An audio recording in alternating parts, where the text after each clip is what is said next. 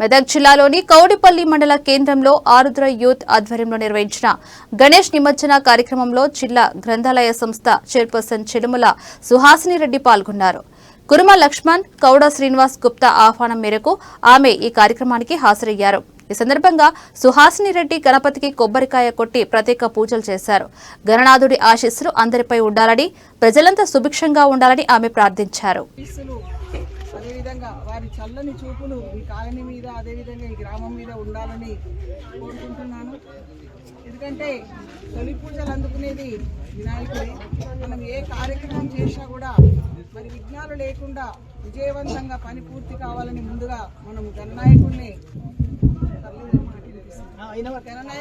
మనం వేడుకుంటాం. కాబట్టి మరి అలాంటి గొప్ప విఘ్నాలు సో పనులు విజయవంతం చేసే మరి గణనాయకుడిని మనం 9 రోజుల పాటు మరి పూజించుకొని, సేవించుకొని, ధరించి మరి ఈరోజు మరి నిమజ్జనంలో కూడా పెద్ద ఎత్తున మహిళలు కానీ యువకులు కానీ అందరూ పాల్గొనడం అనేది చాలా సంతోషించదగ్గ విషయం.